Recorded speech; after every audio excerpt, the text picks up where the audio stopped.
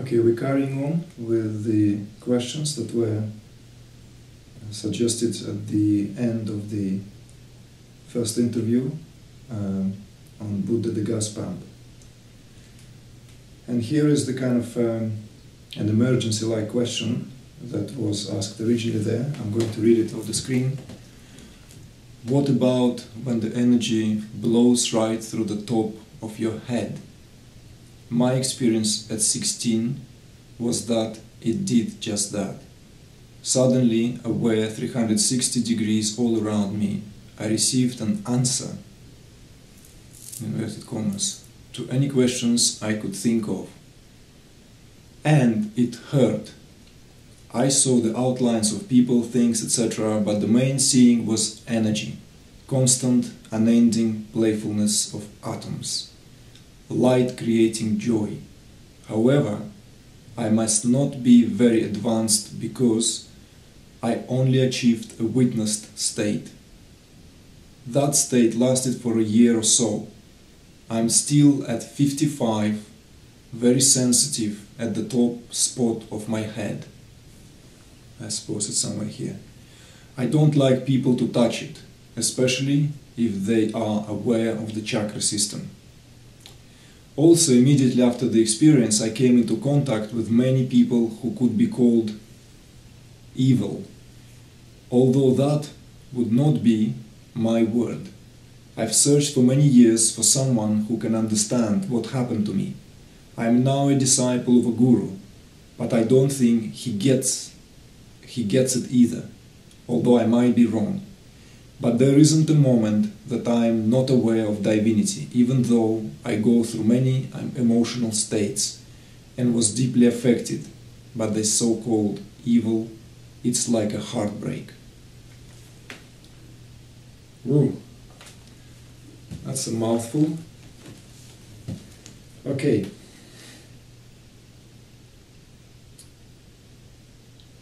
This phenomena, if it is indeed what has been described here, is exceptionally rare. In the yogic lore, it is known as the breaking of the skull. I mean, I've only read one example of that, which was with the famous disciple of Ramana Maharshi, whose name was Ganapati Muni. According to the accounts, written and spoken accounts that were left from that time, Ganapati Muni has experienced a very profound awakening of Kundalini, which was triggered, in his own words, by nothing in particular except grace of God, the Guru's grace of God. In fact, he was on his way to meet Maharishi Ramana Maharshi after already, when he met him 2 years prior to that event. And then he went away, did his sadhana, and he was coming back to receive some more answers. Suddenly this kind of phenomena occurred to him, and apparently he was in excruciating pain. What happens, according to the text, is that the force of energy is so profound, the prana pierces through all the centers and goes straight to the head and literally creates an aperture in the skull. I mean, it does sound quite painful, I don't even know how it is possible to survive such pain, but in the case of Ganapati Muni, it is known that people who witnessed him during that state and soon after, because he was at that time already in the ashram of Ramana Maharshi, is that there was almost a sensation of some kind of like smoke issuing from his head. And I'm not making it up. Everyone can go and read about it. So the power of that ascent seems like completely and totally uncontrollable. And what it does, it's actually the prana is eager to escape the body through the fountain head, from the fountainel of the top chakra known as Sahasrara, literally the aperture of the physical body into the astral realm, into the other realms. So I don't know if that's what happened in this particular case, that the question we read above, but it sounds like it could be the possibility, maybe with slight variation in degree, because I don't know, there was the pain associated with that experience was mainly psychological, as far as I understood, not so much of the physical pain, although I could be wrong. It could be both. So yes, indeed, there is such thing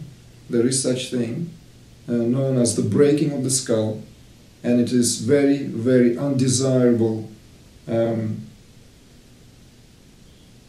way at which Kundalini could behave in some aspirants. And what's more disturbing in this example is that it could be triggered in anyone who is not necessarily doing anything towards that. But it is a very rare one. Even yogic scriptures, they insist that it is extremely rare example. In both yogic and Tibetan Buddhist accounts, that this kind of breaking of the skull usually happens at the time of the departure, when soul leaves the body, so to speak. When prana withdraws completely, and it withdraws through the fountainhead of the head. So it's like, and presumably the reason why it is called the breaking of the skull, that is factually creates an opening in the skull, so that's why it feels like an open wound. That in the question the person says that touching the head, like in that spot, so many years after, it's like decades after, 1655, so it's like 4 decades after, the place is extremely sensitive to touch. Now, what can be said about that experience?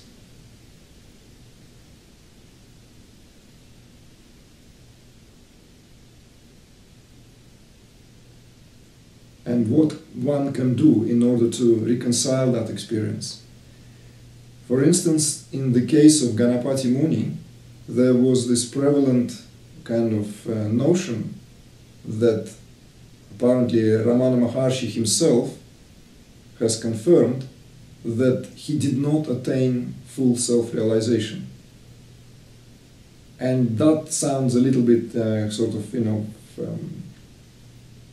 contradicting, because it's like, according to this classical yogic interpretation, prana goes all the way up through all the chakras and then leaves the body, as it were, goes into the highest region according to that classical system of yoga. So, why would that not render the being, into a self-realized one? Well, perhaps because the movement of prana in the body is much more complex, and the process of self-realization is not necessarily a linear progression, as it is often being portrayed in many classical as well as contemporary texts on Kundalini yoga and on yogic pathway. My own feeling is that because there was not enough connection, there was not enough heart-to-heart vibration between the guru and the disciple. And they say that Ganapati Muni was very impressed with Ramana Maharshi. He was the one who gave Ramana the adjective Bhagwan, the Holy One. So he spent many years next to Ramana Maharshi. However, that doesn't mean anything. Because we sometimes have such stubborn and deep-seated vasanas deep within, such deep-seated conditioning, that although we seemingly surrender, we seemingly throw ourselves at the feet of the realized one, allegorically speaking, but our heart is not surrenders. And that's what's important. It doesn't really matter whether you can prostrate in front of the master or just shake his or her hand. The hand shaking could vibrate much, much more infinitely with the degree of appreciation than lying down and touching the dust of the earth with your forehead. It has to be understood. It's not all in the gesture. Although some say that the gestural ability to actually to go down is a kind of like a act of flexibility in itself. But it's another subject. We want to focus on this particular question and hopefully resolve or kind of like shed some light on that particular condition.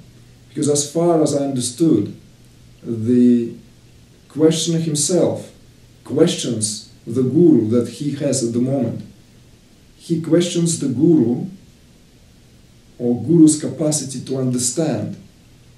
Because in my screen is now went on screensaver, so I cannot reread the question, but the question was saying that the guru may not even get it. So that the understanding of what is guru, right, I don't think has a full measure to the degree of what the term guru really presupposes. Guru is not so and so, guru is not such and such, guru is not a living person walking around among us, although often that meaning of the term, and like, the living embodiment could coincide to such degree and come into the focus that it's indistinguishable. However, the guru is a principle. It's very important to understand guru is a principle. Gu is that which conceals and Ru is that which reveals. So when you recognize Guru somewhere outwardly, that recognition has to happen or has to be mirrored, or rather that recognition already mirroring the Guru within. All then takes place is that tuning in, that beautiful cognition between the inner Guru and the outer Guru, so that there is this heart-to-heart transmission starts to take place. And of course, not all teachers, not all masters out there are capable of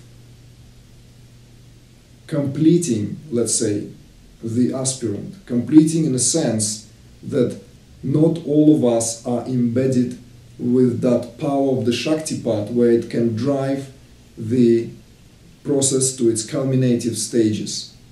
Awakening is one thing.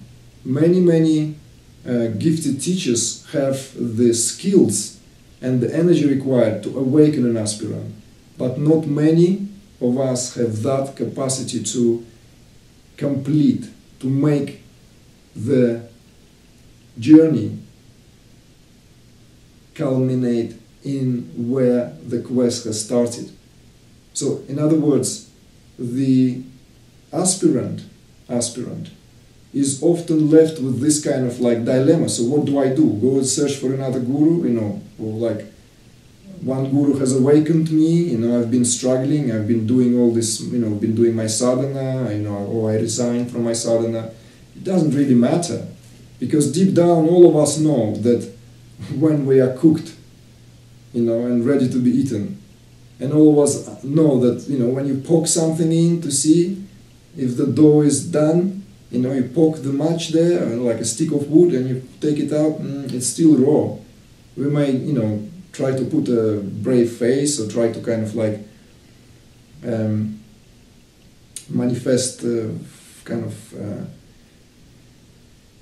an appearance that, all is done and nothing else needs to be done. I understood what needs to be understood. However, readiness is literally proven when it is put on the tang. And and when you put it on a tang, you know when it is ready. You know when you taste good. You know when you are completely cooked. So when we are not, we're still searching for that kind of final readjustment, final integration. So the guru principle would have to be actually then tuned within, because there are also examples when a lesser guru was able to complete a much greater aspirant. How is that possible? Well, it is possible because it's all happening on the level of the heart. Because really nobody does your work for you. It happens on its own accord on that level, on the level of the heart. It happens here. So the degree of surrendering is paramount to the degree of integration. And going back to the declaration that the questioner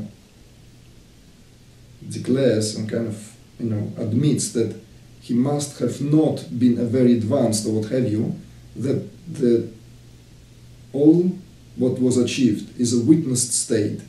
And even then it lasted only for a year, as far as I understood from the question. Well, the witnessed state is not such a, it's not such a poor state. Let's not get it wrong. If many people reach the state of a witness, life will be very different on this planet. Life would be much, much more in tune with the laws of nature. Because the witness state is a very high state of consciousness. It's not the ultimate, but let us not discard it as something, that like a very minor achievement. It's not a minor achievement. It is a lofty achievement. And I'm not talking about witness state when it is checked through a mental faculty. A true witness state is automatic. You cannot help but witness all your activities because it is the self that witnesses all activities.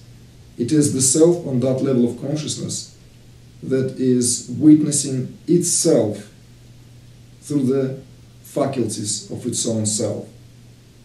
So, but in the case of the questioner, it lasted only for a year.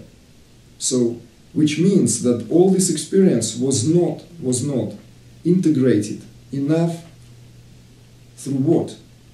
And this is where I go back to the same place where I often try to drive the message back home. Because it was not integrated through the respective stages, through the respective layers of physiology. Because the endocrine system has not been adjusted in order to produce a qualitatively different hormones, so that the fight and flight, all these freeze syndromes, all these reactionary syndromes have been completely rewired into qualitatively new cognitive processes. Because when physiology changes, obviously that is reflected in the way that this physical structure can carry and reflect the high states of consciousness. If it cannot carry it, it will lose it, as it were. Or consciousness will lose this body, or body will lose that consciousness. Whichever way you put it doesn't really matter.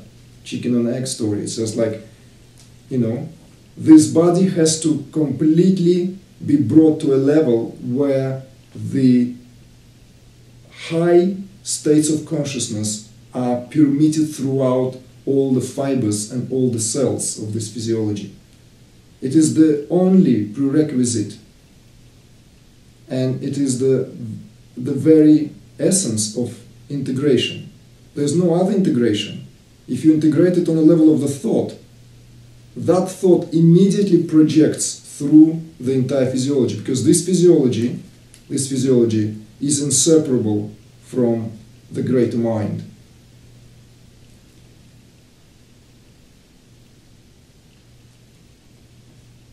What can be suggested to that individual is that you have to accept, really accept and embrace that experience that happened, and find a way to integrate this inner process, whoever you follow, if there is a guru, the trust has to be complete, the trust has to be inequivocal, it has to be total.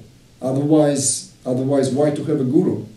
You cannot have a guru if you question his or her abilities, capabilities. It contradicts the very essence of what Gu and Ru stands for.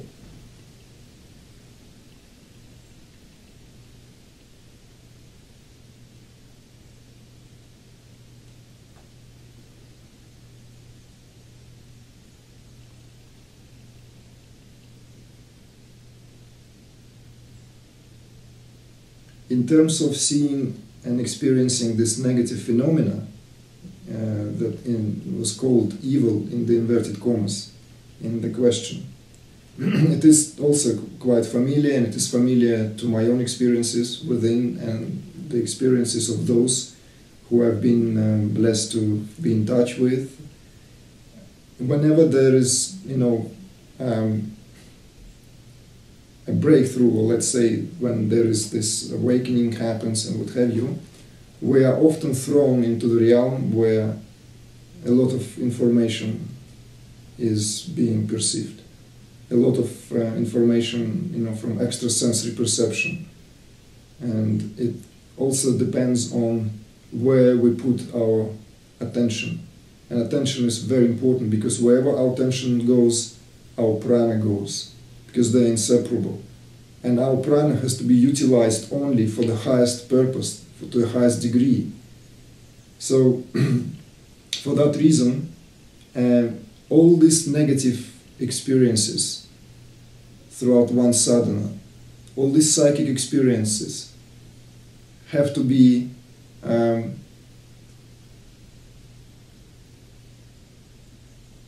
ignored right from the moment they appear, throughout the middle, and all the way to the end. There is no need to dwell on it. Remember the old Christian, see no evil, hear no evil, speak no evil? Well, that is relevant to the waking state of consciousness, is relevant to our everyday today life, because whenever we put our attention on something, we magnify its quality. But it's even more so when we enter this subtle realm, when we enter the domain of very, very fine vibrations. Because anything you pay undue attention to is like being put under the magnifying glass. You just blow it out of proportion. You're just making it more than there is, Like try to look at the dragonfly through a very large magnified glass, it doesn't look, it doesn't look as pretty as when it just flies in its own side, it's like, it looks scary, it looks like a monster, an alien of a kind. In the same way, it's better to completely put a blind eye, put a blankets here, like on a horse which charges in a battle. There's no need to look around, for all these like evil experiences. I know it may sound easier said than done, but with some discipline and with some qualitative attention, the best is to always go back to the essence of one's own, whatever that practice is based on. If you're still meditating, just go back to that, to the whatever that is, the mantra, the deity, the flame within, the heart region. Go back to that, like all the focusing your attention on the distance between the inhalation and exhalation, so that your attention is not on the phenomena, but more on something that keeps prana in its place, which redirects prana back to its source.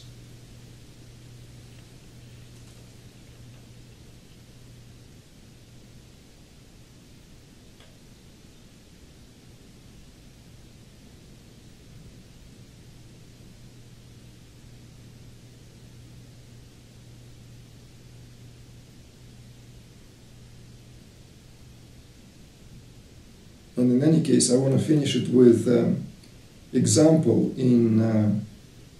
that was, I don't remember where it was given, doesn't matter. This demon had a son, his name was Prahlada. And although demon had all his friends and he was true demon, Prahlada chose to worship Vishnu. He chose to worship Absolute in its most life-supporting aspect. The most life-supporting manifestation. So, all these, friends of Prahlada's father got really annoyed, and they gone and said, "Look, your son is out of, he's, it's not on. Like, what's going on? He's worshiping Shiva, our worst enemy." So they decided, and they had a plot, and they decided to slay him because he was invincible. Having Vishnu as his patron, he was completely invincible. So one day when he was meditating, at the edge of the cliff they came with swords to slay him. And they thought this is when he's the most vulnerable because he's meditating, so he's like... So when they came, and raised their swords, he was though absorbed in deep meditation, and he was completely in the realm of Vishnu. He heard the steps, and obviously everything was Vishnu's grace in that state. So when they struck, the swords became garland of roses around his neck. So just like, a very, very good metaphor for dispelling all this negative energy in the light of understanding that everything is the self in its multitude of manifestations. And the self, there is, all there is the self. Then whatever strikes you will only become a garland if you have that unwavering realization.